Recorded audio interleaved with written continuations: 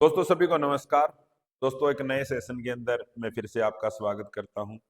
जैसा कि दोस्तों हमने एक सेशन की सीरीज चलाई हुई है जिसमें हम एचपीएससी के द्वारा जो भी बच्चों से इंटरव्यू के अंदर क्वेश्चन किए जाते हैं वो आपके साथ शेयर करते हैं, उनके क्या आंसर होने चाहिए, ये सारी चीज़ें हम डिस्कस करते हैं। तो दोस्तों ये हमने एक प्रयास किया था कि हमारे जो भाई बहन जो छात्र हैं वो इंटरव्यू देने के लिए जाएं तो वो एक बेहतरीन तैयारी के साथ जाएं। लगभग पिछले 20 या 25 दिन से हम प्रोसेस में लगे हुए हैं और इसका रिजल्ट लगभग काफ़ी अच्छा रहा है। जो भी हम क्वेश्चन यहाँ पे डिस्कस करते हैं, जिस तरह की हमने आप लोगों को गाइडलाइन दी, तो उसी के अकॉर्डिंग आप लोगों ने तैयारी की और इंटरव्यू भी आप अच्छा दे के आए हैं। तो आज भी कुछ साथियों से बात हुई, कुछ हमारे जो स्टूडेंट इंटरव्यू दे के आए, तो उन्होंने बताया कि सर इस तरह के जो क्वेश्चन हमसे किए गए। और दोस्तों देखो, आप ये देखिए, जो इंटरव्यू है एचपीएससी का वो बड़े मायने रखता है आप लोगों के लिए। यदि आपने रिटन एग्जाम में किसी से 10 अंक कम है आपके, तो इंटरव्यू की आप यदि बेहतरीन तैयारी करके जाओगे तो आप उसको काट दोगे। ठीक है, तो इंटरव्यू को आप हल्के में मत लीजिए। तो ये बड़ा महत्वपूर्ण पार्ट है इसका। आपने रिटन क्वालिफाई कर लिया और इंटरव्यू में यदि आप डाउन चले जाते हो तो सिलेक्शन आपका नहीं होगा, क्योंकि जो फाइनल सिलेक्शन है वो दोनों की मेरिट के आधार पर है। उसमें आपके जो रिटन के एग्जाम के नंबर आए और आपके जो इंटरव्यू में आपको नंबर मिले, दोनों के नंबर देखे जाएंगे, तभी एक मेरिट बनेगी। तो दोस्तों आपने अच्छी तैयारी करके जानी है और आज हम डिस्कस करते हैं कि आज के इंटरव्यू में हमारे साथियों से क्या क्या क्वेश्चन पूछे गए। तो दोस्तों एनसीएफ का इतिहास क्या है, कि एनसीएफ के बारे में पूछा गया कि एनसीएफ है क्या और इसका इतिहास क्या है। जो नेशनल करिकुलम फ्रेमवर्क है दोस्तों, एनसीएफ राष्ट्रीय पाठ्यचर्या, तो इसके इतिहास की बात करें हम तो इसका इतिहास काफी पुराना है। सबसे पहला जो एनसीएफ बनाया गया था तो वो 1975 में बनाया गया था, फ्रेम किया गया था, नेशनल करिकुलम फ्रेम वर्क। और अब जो एनसीएफ एनईपी 2020 लागू होगी तो उसमें जो एनसीएफ इम्प्लीमेंट होगा जो का, वो 2023 वाला एनसीएफ इम्प्लीमेंट होगा। तो यदि इसके इतिहास की हम बात करें तो एनसीएफ की जो अवधारणा नई नहीं है दोस्तों, इससे पहले एनसीएफ 1975 स्टार्टिंग के अंदर जारी किया गया था। उसके बाद देखो, कोई भी चीज है एक बार हम शुरू करते हैं तो उसमें आगे चलकर समय के अनुसार हमने कुछ बदलाव भी करने पड़ते हैं, ऐसा नहीं है कि फिक्स चलती रहेगी। 1975 के अंदर जो एनसीएफ लागू किया गया, उसके बाद उसमें चेंज लेके आए 1988 के अंदर, फिर उसके बाद 2000 में और उसके बाद 2005 में, अलग अलग अपडेट के साथ अब 2023 में इसका वर्तमान संशोधन संस्करण जारी किया गया है। यानी अब जो इम्प्लीमेंट होगा एनईपी 2020 में, वो कौन सा इम्प्लीमेंट होगा, वो देश 2023 में। एक तो क्वेश्चन ये। और दोस्तों एनईपी के बारे में हम काफी पढ़ चुके हैं। तो एनईपी जिन चीजों की डिमांड करता है, एनईपी में जो चीजें इम्प्लीमेंट होंगी वो सारी एनसीएफ 2023 के अंदर रखी गई है, क्योंकि एनसीएफ 2023 एनईपी 2020 को ध्यान में रखते हुए इसको फ्रेम किया गया है। तो आपने इस चीज को ध्यान में रखना है। और दोस्तों इसके अतिरिक्त जो मैंने आपको ये बताया है संशोधन, जैसे 1988 में, 2000 में, 5 में ये अपडेट किए गए। इसके साथ साथ कुछ प्रारंभिक बचपन देखभाल और शिक्षा के लिए जैसे कुछ दिशा निर्देश 2014 में भी जारी किए गए। उसके बाद शिक्षक प्रशिक्षण और शिक्षा के लिए 1988 के अंदर, फिर 98 में, 2009 में भी जारी किए गए। तो हम ये कह सकते हैं कि अपडेट अपडेट है तो वो तो साथ के साथ चलते रहते हैं। लेकिन जो बड़े बदलाव थे तो एनसीएफ, तो एक तो 1975, 88 और 2000, 2005 और अब वाला है 2023। तो ये चीज आपने ध्यान रखनी है। उसके बाद आप ये देखिए एनसीएफ 2023 में शिक्षा के सभी 4 पहलुओं के लिए एक रूपरेखा शामिल है। अब दोस्तों एनईपी है, आपने ये देखना, एनईपी की हम बात करें तो एनईपी में जो स्ट्रक्चर है, अब 5 प्लस में 3 प्लस में 3 प्लस में 4, ये है दोस्तों। तो यहाँ पर जो इसमें फेज कितने हैं, ये चरण कितने हैं, ये 4 है। तो एनसीएफ 2023 है, ये इन चारों पहलुओं के लिए एक रूपरेखा तैयार करता है। तो ये चीज आपने ध्यान रखनी है। जो प्रारंभिक बचपन, उसके बाद स्कूली शिक्षा, वैक शिक्षा, ये सारी चीजें आपने ध्यान रखनी है। अब आप ये देखिए, हम ये कहते हैं से एनईपी 2020 लागू की जाएगी, और एनईपी 2020 लागू का आधार भी क्या रहेगा, 21वीं सदी के अंदर जिस शिक्षा की मांग की गई है उसको ध्यान में रखते हुए एनईपी के अंदर चीजें रखी गई हैं, और उसी के लिए एनईपी 2023 तैयार किया गया है। ठीक है, तो एनसीएफ 2023 से एनईपी 2020 द्वारा परिकल्पित शिक्षा प्रणाली को लागू करने में महत्वपूर्ण भूमिका निभाता है। तो ये आप ध्यान रखोगे, जो छात्र 21वीं सदी के लिए तैयार करता है, तो 21वीं सदी के लिए जो छात्रों को तैयार करेगा वो कौन करेगा, एनसीएफ 2023। एनसीएफ 2023 लक्ष्यों और उन लक्ष्यों को प्राप्त करने के तरीकों को रेखांकित और परिभाषित करता है। यह शिक्षा बोर्ड, स्कूल और शिक्षकों को सूचित करता है। जैसे हमने बात की थी दोस्तों, मैंने आप लोगों को बात की थी, जैसे हम पहले ये 3 से लेकर 18 साल तक की जो स्कूली शिक्षा है, उसके लिए सभी आवश्यकताओं को ध्यान में रखते हुए ये काम करेगा।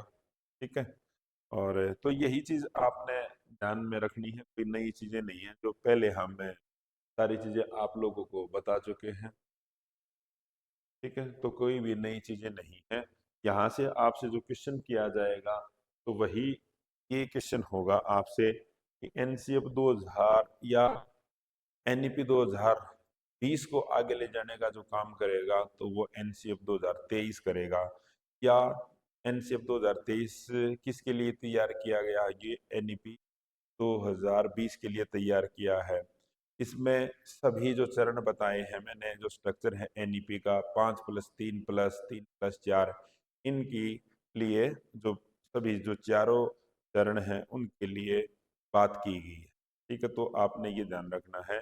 और एनसीएफ का इतिहास मैंने आपको बता दिया है, पहले 75 है, फिर उसके बाद 88 है, उसके बाद 2000 है, 2005, अब 2023।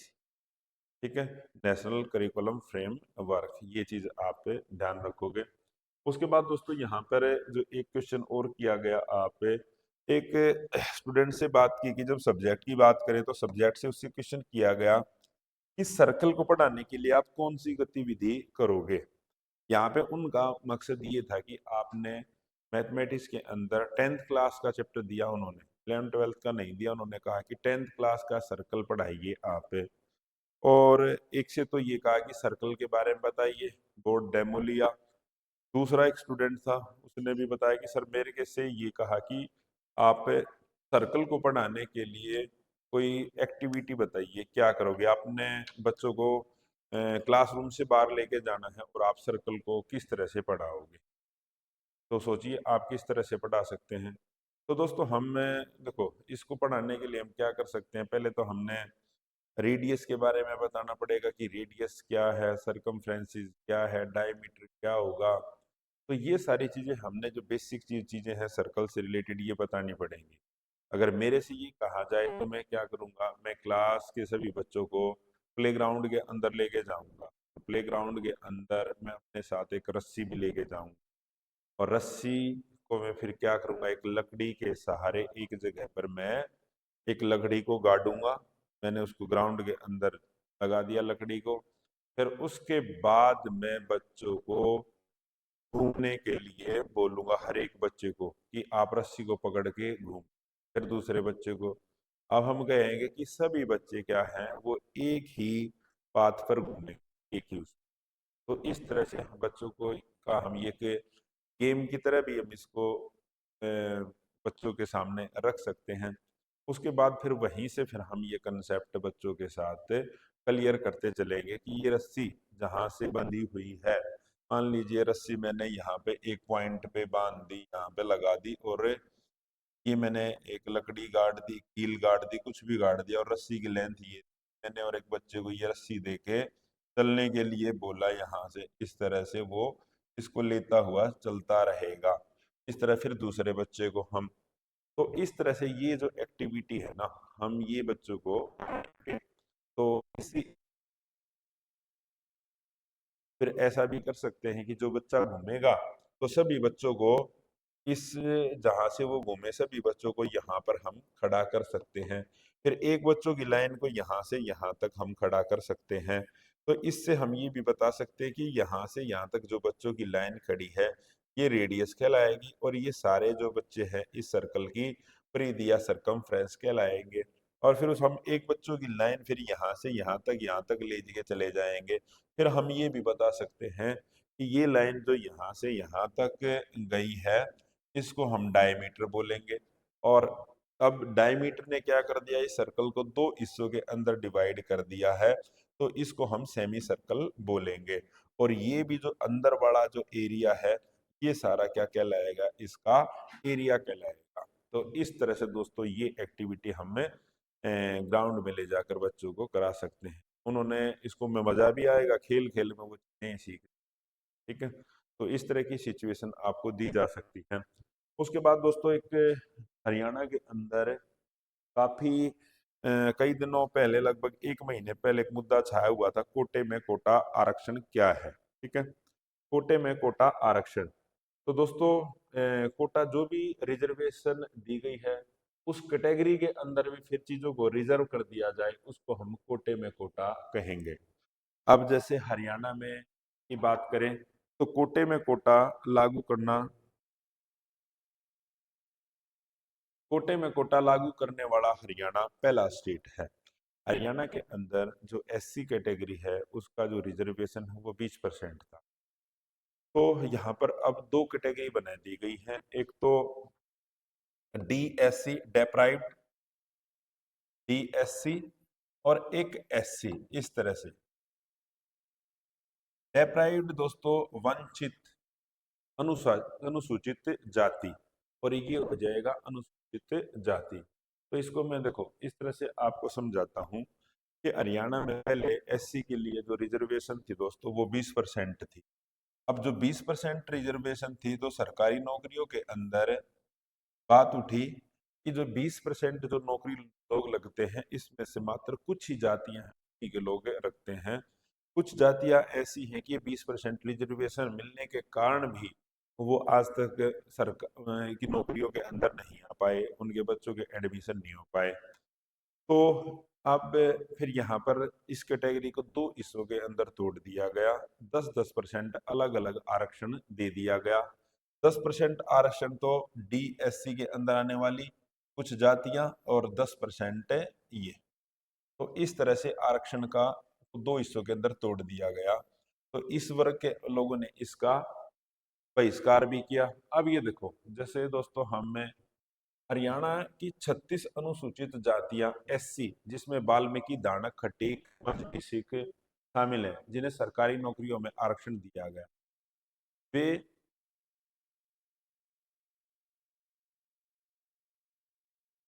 जबकि अनुसूचित जाति जिनकी कुल आबादी, अनुसूचित जाति की कुल आबादी हिस्सेदारी उनकी 52% है। आप ये देखना दोस्तों, ये जो डीएससी वर्ग है ना, डेप्राइव्ड शेड्यूल कास्ट, इनकी जो पॉपुलेशन है आप ये देखना ये 52% है, इनकी 52% है।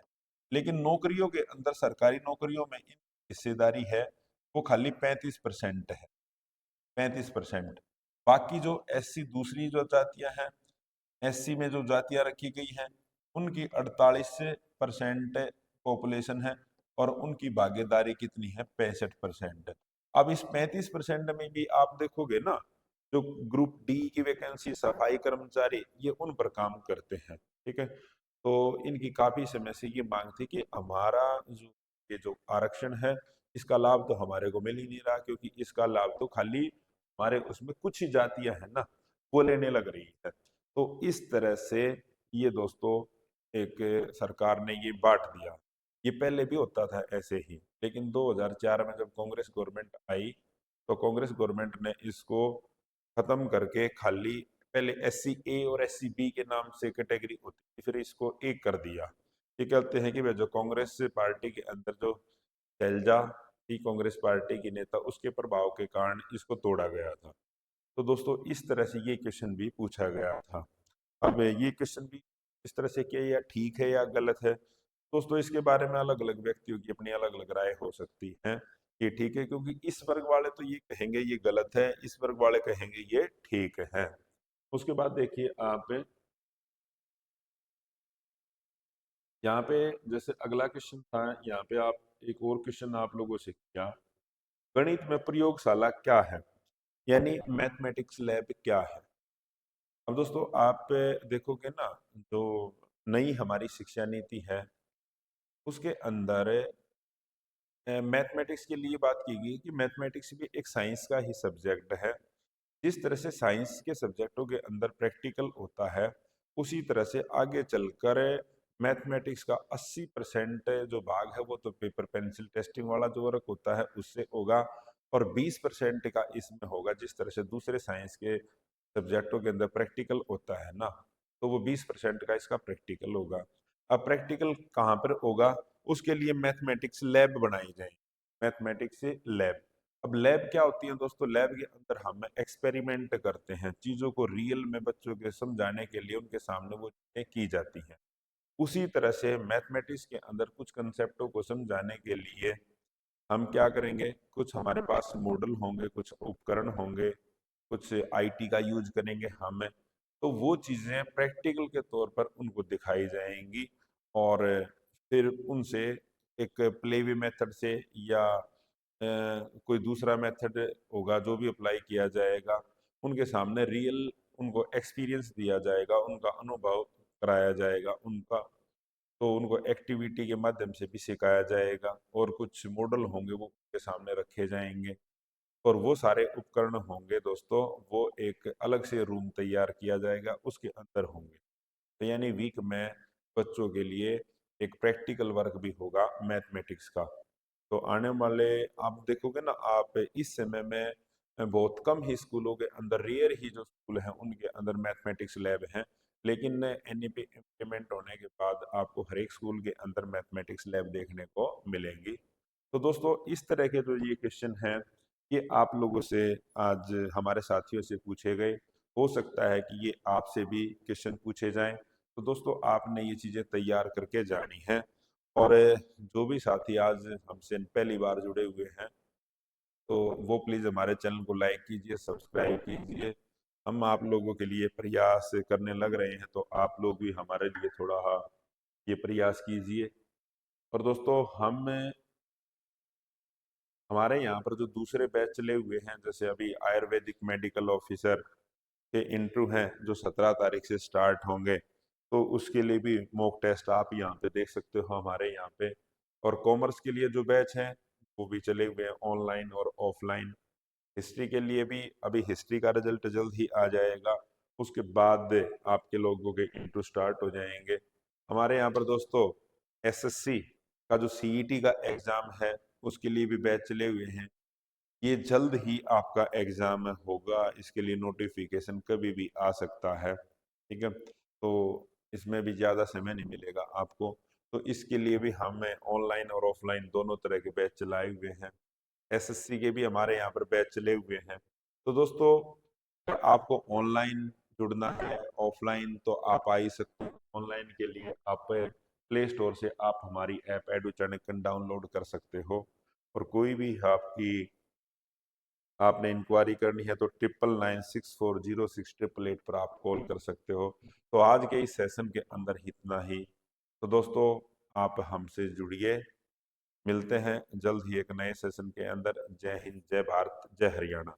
और आप कमेंट करके जरूर आपने बताना है कि आपको हमारे ये सेशन कैसे लग रहे हैं, इससे आपको कुछ बेनिफिट हुआ या नहीं, ठीक है। तो दोस्तों इतना ही कहते हुए मैं इन चीज़ों को आज हम समाप्त करते हैं, मिलते हैं जल्द ही।